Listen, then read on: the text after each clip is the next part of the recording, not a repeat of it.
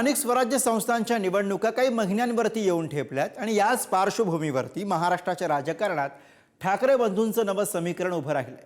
मनसेच्या दीपोत्सवाचं उद्धव ठाकरे यांनी उद्घाटन करत एक पाऊल पुढे टाकलंय आणि त्यामुळे आता यावरून महायुतीच्या नेत्यांनी ठाकरेंविरोधात राजकीय फटाके पेटवण्यास सुरुवात केली आहे। बघूया।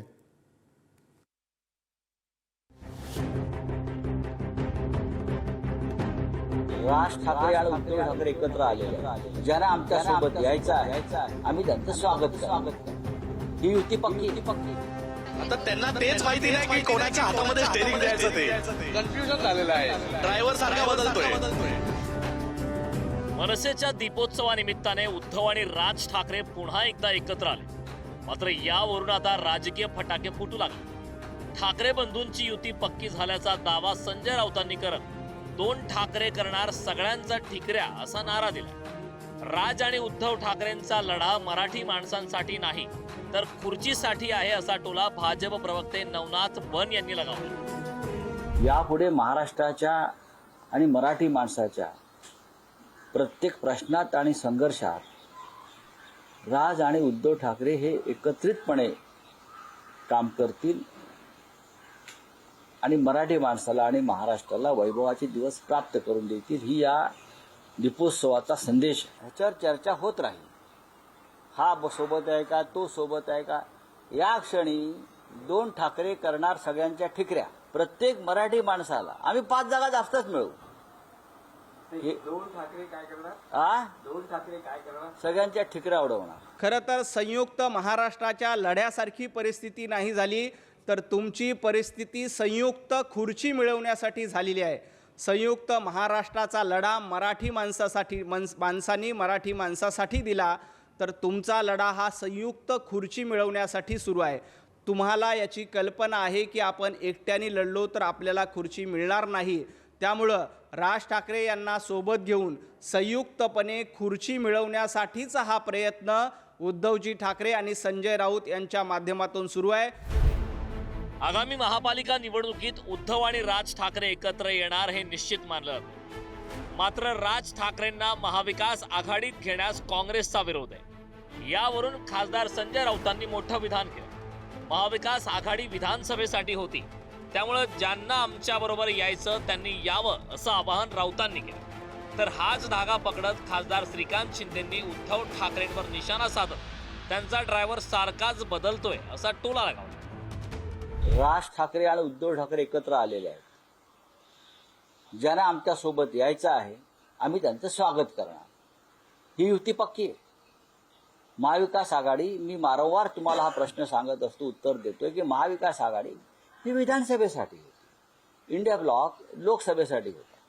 स्थानिक स्वराज्य संस्थांसाठी अशा प्रकारची कोणतीही चर्चा कोणामध्ये झाली नाही। आता त्यांना तेच माहिती नाही की कोणाच्या हातामध्ये स्टेरिंग द्यायचं ते कन्फ्युजन झालेलं आहे। ड्रायव्हर सारखा बदलतोय। त्यांचा राष्ट्रीय पक्ष आहे, त्यांची वर्किंग कमिटी असते, त्यांची स्क्रीनिंग कमिटी असते, त्यांची स्टेट कमिटी असते, बरं का। मग त्यांची स्टेट कमिटीची वर्किंग कमिटी असते। अशा प्रकारचा हा राष्ट्रीय पक्ष असल्यामुळे आमच्याकडे तसं नाही आहे किंवा राज ठाकरे साहेबांकडे तसं नाही, उद्धव ठाकरे साहेबांकडे तसं नाही, शरद पवारांकडे तसं नाही। आम्ही आला निर्णय घेतला, निर्णय गेलो पुढे। तो खूप मोठा पक्ष आहे, स्वातंत्र्य चळवळीतला पक्ष आहे आणि अजून त्याच काळात तो वावरतोय। ही निवडणूक खऱ्या अर्थानं कार्यकर्त्यांची निवडणूक असते। स्थानिक पातळीवरती या पद्धतीचे निर्णय घेतले जातील, तशा पद्धतीची मुभा दिली गेलेली आहे आणि महाविकास आघाडीच्या जे सदस्य आहेत त्यांच्याबरोबर युती करण्याच्या दृष्टिकोनातून स्थानिक पातळीवरती विचार हा करण्याची अशा पद्धतीचे एक प्रकारचं मला असं वाटतं मानस आहे। आता गणित बदललेली जी गणित आहेत त्याच्या संदर्भामध्ये जे आमचे मूलभूत आक्षेप आहेत ते आहेतच।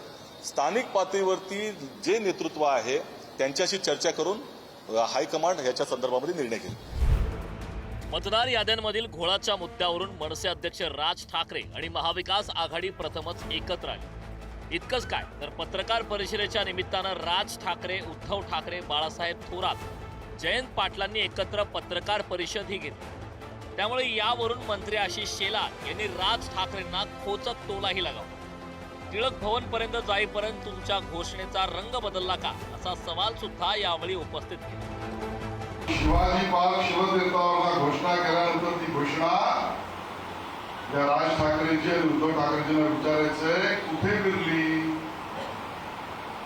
ती टिळक भवन पर्यंत जाईपर्यंत तिचा रंग बदलला. या विचाराच्या मंडळींनी नासधूस केली, पोलिसांवर हल्ले केले, माझ्या माता भगिनी पोलिसांवर त्या ठिकाणी हात टाकले. राज ठाकरेंना उत्तर द्यावं लागेल. मोर्चा तर तुम्ही त्यावेळेला काढला त्या अकादमीच्या विरोधात, पण त्या अकादमीचे समर्थक असलेल्या काँग्रेस बरोबर मांडीला मांडी लावताना तुम्ही तिथे का गेला? हे 90% लोक राष्ट्रवादी भारतीय जनता पक्षामध्ये, काँग्रेस, राष्ट्रवादी, शिवसेनेत स्वतःचं काय यांचं आहे? स्वतःची पोरं जन्माला घाला म्हणावं. दुसऱ्यांच्या पोरांना किती वेळ खेळवणार तुम्ही? पाळणे तेवढेच आहेत, पोरं वाढत चालली आहेत. राज्यातील शाळांमध्ये हिंदी सक्ती करण्याच्या निर्णयामुळे ठाकरे बंधू प्रथम एकत्र आले. त्यानंतर दोघा भावांच्या वरचेवर भेटी होऊ लागल्या. अगदी दोघा भावांची कुटुंब एकमेकांच्या घरी गेले. आतापर्यंत पक्षाने आयोजित केलेल्या कार्यक्रमाला दोघांपैकी एकानेही हजेरी लावली नव्हती.